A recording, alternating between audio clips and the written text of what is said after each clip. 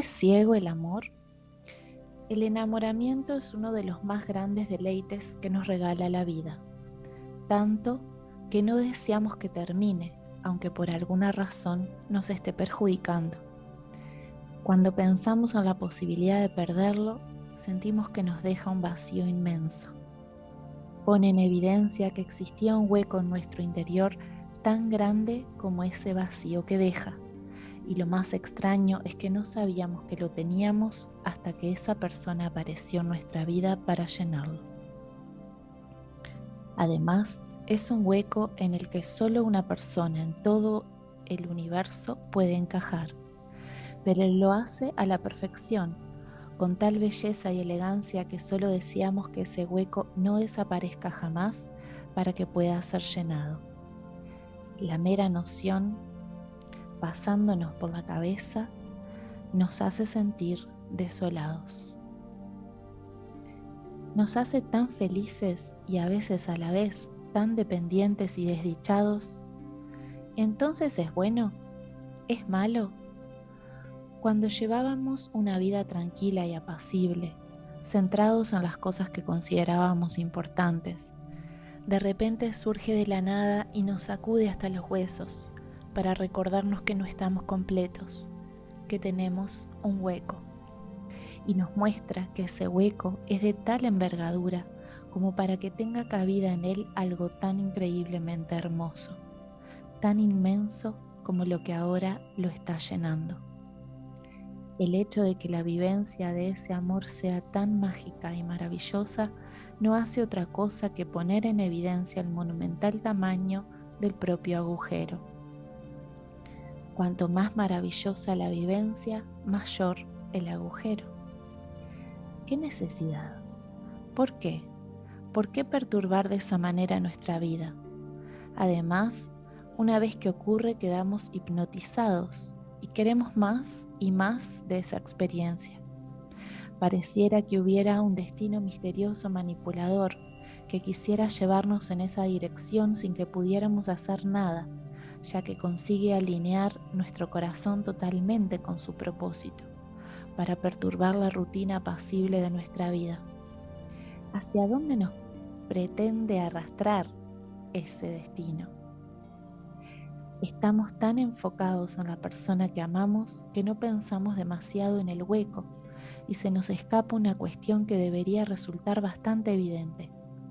Si esa persona pudo entrar en nosotros en primer momento, es que ese hueco debía estar ahí antes que ella llegara. ¿A qué puede corresponder un agujero tan grande en nosotros? Hace un tiempo escuché preguntar a alguien si creía en Dios. Dijo que su mujer es el único Dios que necesita. Esa persona dice ser atea y no poder creer en nada sobrenatural, pero ciertamente me parece la manera más precisa de definir eso a lo que muchos apuntan cuando usan la palabra Dios. Para mí la respuesta de esa persona es la definición de Dios menos atea imaginable. La imagen de Dios que se nos ha enseñado está tan distorsionada que cuando lo experimentamos directamente no sabemos reconocerlo. No es extraño, porque no se le parece en nada. Por eso hay tantos ateos. Son personas con visión muy lúcida. Muchas personas no creen en eso que hemos llamado sobrenatural, pero dicen de las personas que aman que son ángeles y acuden a la imagen de Dios cuando expresan emociones o escriben poesía. Es una metáfora, dicen. Conocen perfectamente a Dios, pero no saben que lo hacen. La mente piensa, la mente cree o no cree, pero el corazón sabe, sin que ésta tenga necesariamente que ser consciente. Entendemos el enamoramiento como un estado de enajenación, pero ¿y si es nuestro estado natural? Cuando nuestro corazón nos apunta con tanta fuerza en una dirección, nos lleva a preguntarnos, ¿cómo puede estar tan equivocado? Uno se siente tan pleno, tan uno mismo, tan genuino, pero nuestra mente no lo cree, no cree que sea real. y ciertamente es comprensible. La mente tiene sus razones. Cuando estamos enamorados no vemos los defectos de las personas, y por si fuera poco, con el tiempo, ese enamoramiento se va apagando y un día inesperado surge por otra persona que pasa a ser entonces la nueva única. Como no vemos los defectos y las limitaciones de la persona de la que estamos enamorados, decimos que el amor es ciego y por lo tanto un estado de ofuscación. La persona que amamos es siempre perfecta. No, perfecta es poco, es mucho más que perfecta, porque la perfección tiene un tope. La magia que percibimos en la persona amada no. Esa magia es de naturaleza no mensurable y a lo que no se puede medir no tiene sentido aplicarle siquiera el concepto de tope. Incluso aspectos de ella que en otras personas nos parecían negativos, en ella se vuelven deliciosos. No nos parece ningún defecto el hecho de que tenga defectos, porque ella es la única referencia posible y no tiene sentido compararla con otras cosas. Todas las demás cosas son finitas y solo su magia es infinita. Las demás cosas están en otro plano. Ella es insuperable por concepto. Eso no se puede cuestionar, porque eso la define. No necesitamos conocer muchas cosas para poder estar seguros de que es insuperable. No necesitamos conocer ni una sola más, porque no hace falta ninguna comprobación para saber que nada, por lejos que llegue, puede superar al infinito. En cuanto uno conoce el infinito, eso se hace evidente. ¿A qué nos recuerda esa definición? Y si el enamoramiento, lejos de ser un estado de enajenación, es un estado de lucidez tan genuina que no la sabemos reconocer? Y si enamorarse es como quitarse unas gafas de sol por unos instantes y ver la luz del sol tal como es. En muchos casos esa droga del enamoramiento nos lleva por un viaje maravilloso pero corto. Sin embargo, otras veces ocurre algo que lo cambia todo. No importa tanto el tiempo que se permanezca en ese estado como lo lejos que se llegue.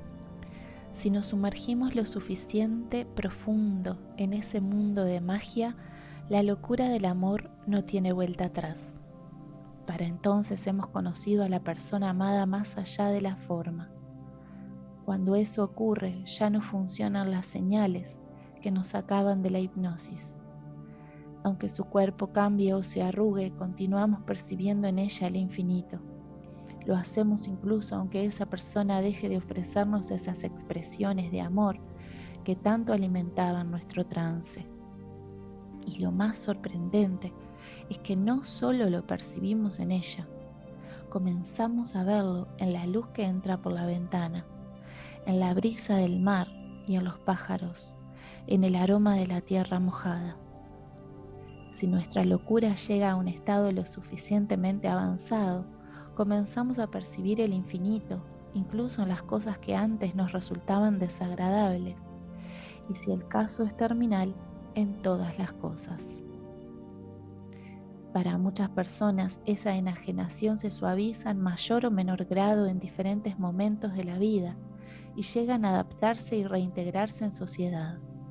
El estrés y las exigencias de la vida los traen a tierra.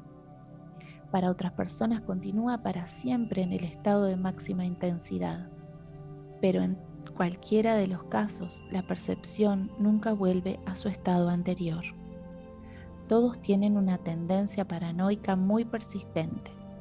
Aseguran que el infinito sigue ahí, en todas partes, y cuando los demás les muestran los objetos materiales finitos, la muerte y la enfermedad, tratando de hacerlos razonar, ellos solo lo perciben como una neblina que parece ocultar por unos instantes la luminosidad de ese infinito.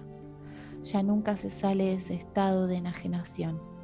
Algunos llaman a ese proceso de ser arrastrado a la locura vía extática o tantra, y al estado de enajenación terminal, iluminación. Alguien podría decir que se dieron cuenta de que no era la persona a la que amaban el origen de esa magia, sino el propio infinito, lo que podría suponer la culminación de todo romanticismo que parte de que la persona amada es única, termina no siendo muy diferente a la concepción más utilitaria del enamoramiento, que considera que escogemos por razones circunstanciales y que lo que nos hace pensar que la persona es única es simplemente un cóctel hormonal. Por muy elevado y espiritual que se nos presente el infinito, la idea de que solo están proyectando en la persona amada el verdadero objeto de su amor y su deseo puede resultar igualmente frustrante y dolorosa para quienes están enamorados. Por muy infinito que sea el infinito, no es la persona amada, y cuando uno está enamorado, la persona amada es el único objeto de amor que puede concebir. Pero por otro lado, la certeza que sienten en su corazón de que ella es la única tiene tal poder que a menudo eclipsa todo lo que diga su razón. Pueden hacerse pensar a sí mismos que tratan de conocer al infinito a través de ella en su práctica espiritual, o de que son conscientes de que solo parece ser la única porque viven en una enajenación hormonal. Pero, en realidad, sienten y actúan desde la verdad que percibe su corazón enamorado.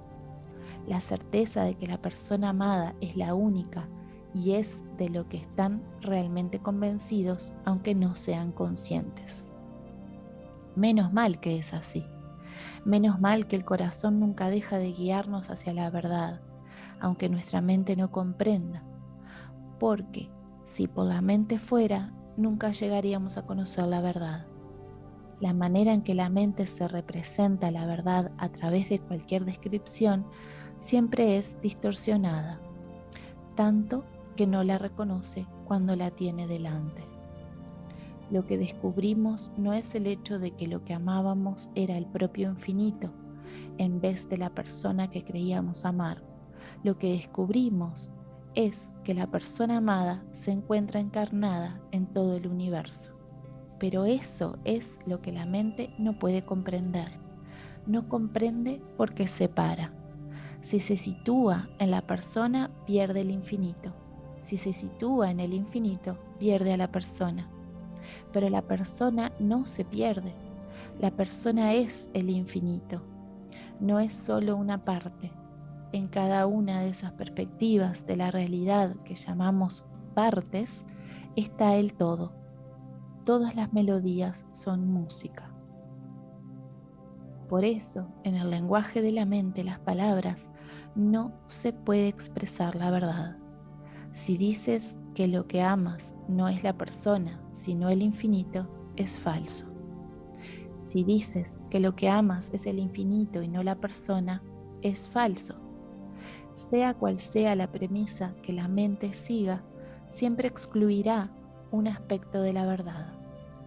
Por esa razón, ningún camino sirve para ella, porque solo puede tomar uno a la vez, y los dos, por separado, son los dos falsos. Al contrario, para el corazón, todos los caminos llevan a la verdad, porque los toma todos a la vez, y cuando se toman a la vez, son todos verdaderos.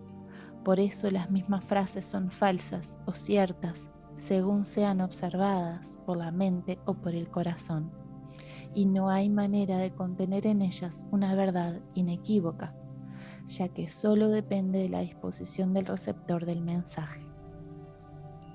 Desde la mente hay agujeros y contradicciones evidentes en todo discurso, y la verdad permanecerá en un plano inaccesible.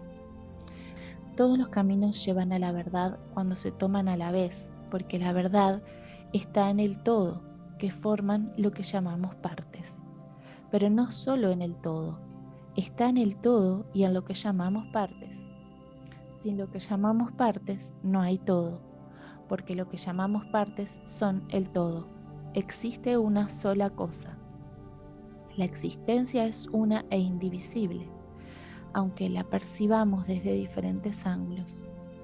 Por eso, en realidad, los fragmentos de un holograma no son propiamente partes. El todo es todo. No deja nada fuera de sí mismo para moverse hacia ello más tarde. Por eso, ni siquiera es que al corazón todos los caminos los lleven a la verdad, es que el corazón ya está en ella. Nunca salió de ella. Por eso puede guiarnos. Para el corazón no hay procesos, el corazón no aprende, el corazón sabe.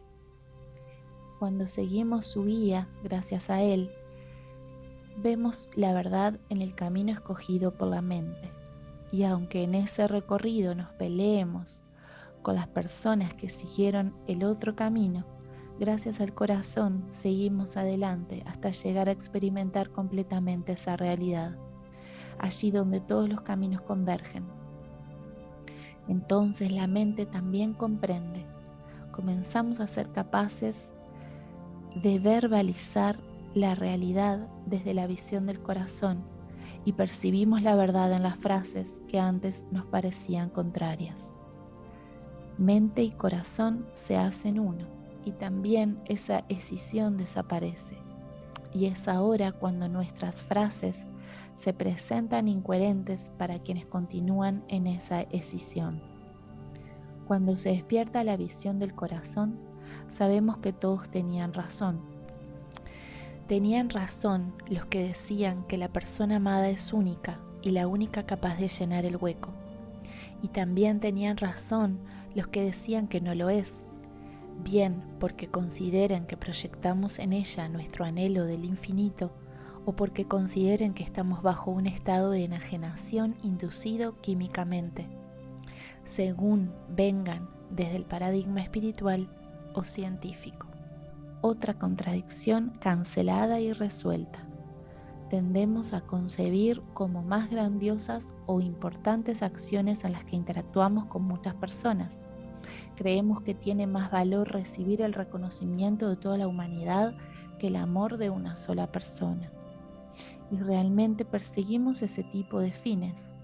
A veces, incluso cuando la experiencia de vida nos haya demostrado que nuestros momentos de satisfacción más plena provengan del amor en nuestras relaciones cercanas, continuamos engañándonos a nosotros mismos, pensando que otros fines elevados son de mayor importancia.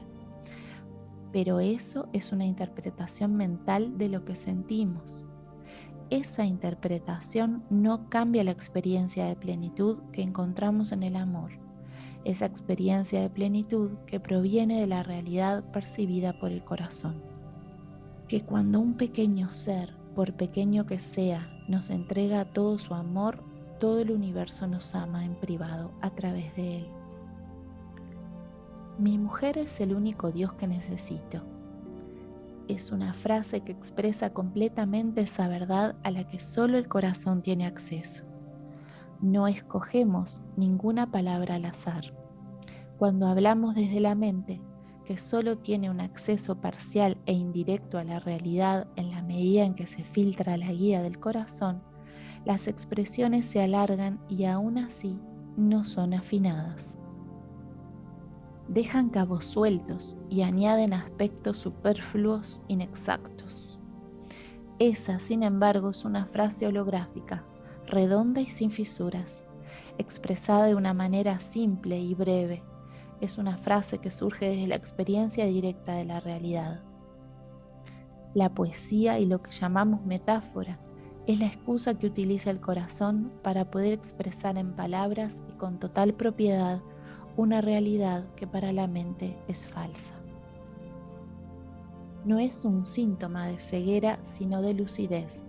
Nuestra percepción de que la persona amada es única y que es el infinito, realmente lo es. Todos lo somos, aunque esta última frase sea contradictoria para la mente. El enamoramiento no es ciego. El enamoramiento es un maravilloso instante de lucidez que nuestra mente no puede comprender.